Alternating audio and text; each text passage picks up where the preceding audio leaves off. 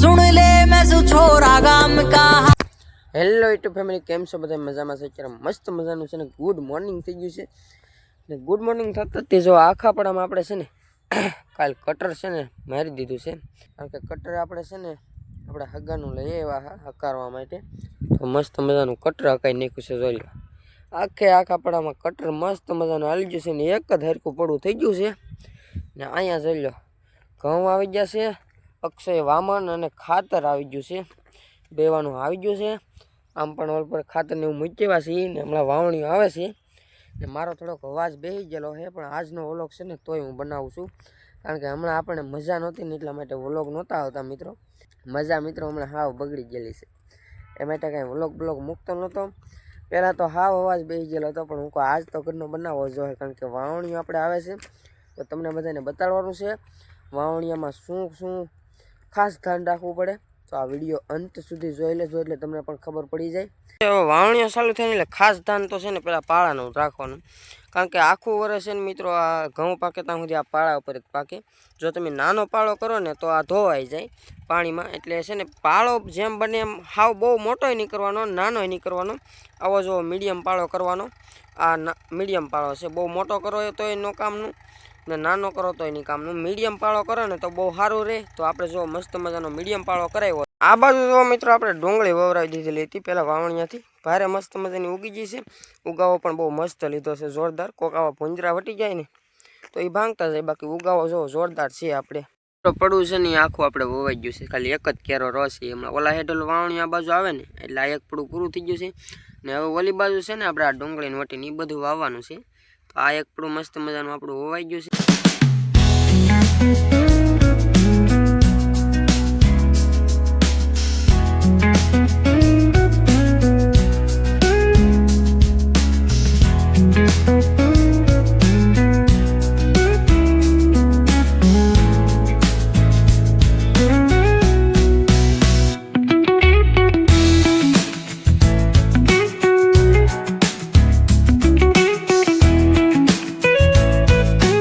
છે ને જો ઠેઠ આપણે ઓલા ઘર સુધી આટલું એક પડું આખું વાવવાનું છે. ઓલી બાજુ પડું વવાઈ ગયું છે, હવે આ એક જ પડું બાકી છે. તો આ આખું પડું આપણે વાવવાનું છે. ઓલી બાજુ વાવણીઓ છે એ 50નો કેરો લે છે. હજી આ એટલામાં તો છે ને અહીંયા હજી રોપના કેરા થાય, ડુંગળીનો રોપ કરવાનો છે આપણે મેળામાલ, તો એના કેરા કરવાના છે. અહીંયા 8 થી 9 કેરા થાય, એટલે લગભગ અહીંયા સુધી આવી જાય. એટલા ખાલી આપણે કેરા કરવાના છે, એમાં વાવવાના નથી, કેરા કરી નાખવાના છે, પછી એમાં રોપ સાટી દેવાનો. ડુંગળીને જે આપણે છે ને ખાલી 2 જ પાણ પાયા છે, તો આવી જોરદાર ડુંગળી આપણી જામી ગઈ છે.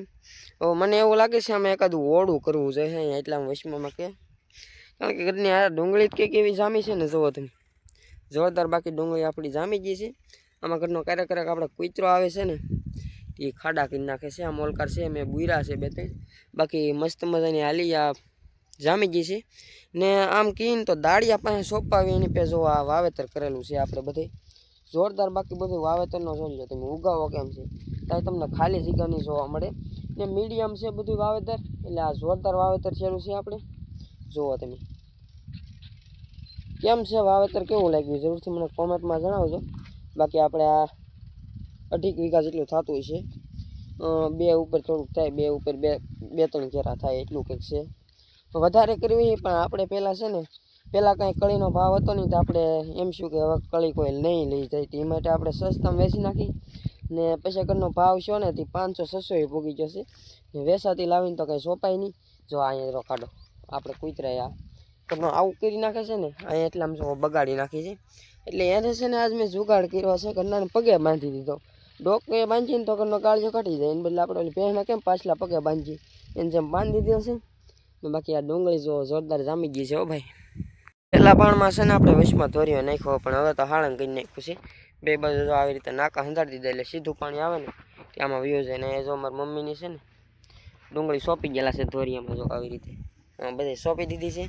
તો હવે આપણે છે ને કેરા બાંધવાનું ચાલુ થઈ ગયું છે. હજી એટલામાં જ કાંઈ ડુંગળી તો આપણે કાંઈ ઓલો ડુંગળી એટલે મને મગજમાં ડુંગળી ઘૂસી ગયા, ડુંગળી ફાળી ગયો ને એમાં, તો એટલામાં છે ને આપણે ખાલી એમ કેરા બાંધવાના છે રોપ માટેના.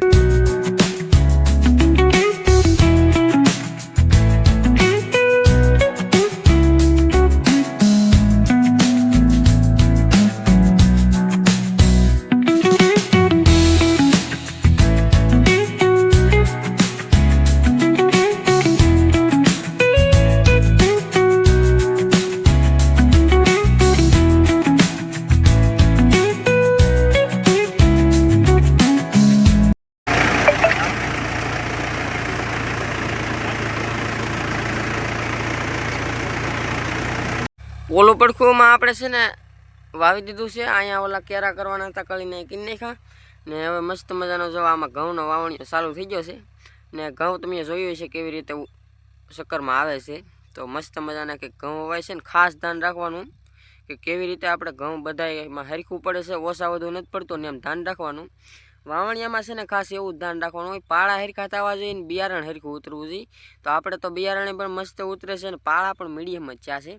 તમે બહુ મોટા પાળા કરો ને તો જીગા રોકાય ને હાવ નાના કરો ને તો પછી પાણી આપણે વાળીએ તેવા પછી કે પાળા ફૂટી જાય એવું થાય.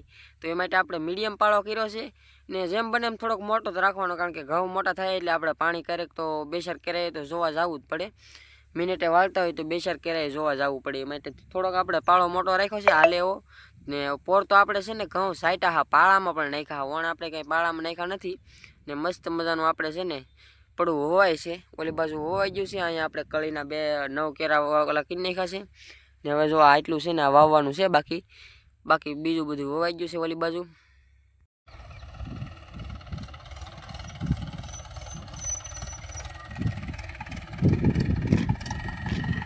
મિત્રો એક બાજુ છે ને થોડુંક તરાહું આવી ગયું છે એટલે આપણે જો આ બાજુ મસ્ત મજાના ઊભા રહી ગયા છીએ, કારણ કે બે ઢાળ છે ને એ માટે તો મસ્ત મજાનો કેરો થાય છે. આ બાજુ જોઈ લો ખાતર ઉતરે છે ને આ બાજુ ઘઉં ઉતરે છે. બે મસ્ત મજાનું હાલે છે ને આપણે જો એટલું જ રૂ છે. ઓલી બાજુ થોડીક રીંગણી કરવાની છે આ બાજુ. તો હાલો ફટાફટ છે ને એટલું વાવવાનું છે વાવી દઈએ. પાળો જો આપણે મીડિયમ સાઇઝનો જ કરાવ્યો છે, બહુ મોટો નથી કરાવ્યો. ને આવી રીતે ઘઉંનો ઉતારો પણ સારો જાય છે. જોઈ લો કોઈ વાંધો નહીં, હાલો ફટાફટ વાવી દઈએ. આજનો વ્લોગ અહીંયા જ પૂરો કરીએ છીએ. આશા છે કે આજનો વ્લોગ તમને ગમ્યો છે. ગમ્યું હોય તો લાઈક, કોમેન્ટ, શેર, સબસ્ક્રાઈબ કરવાનું ભૂલતા નહીં. મળીએ કાલ પાછા બીજા વ્લોગમાં. ત્યાં સુધી બધાને બાય બાય. અને હા, સબસ્ક્રાઈબ કરતા જાજો મારા વાલા. Bye bye.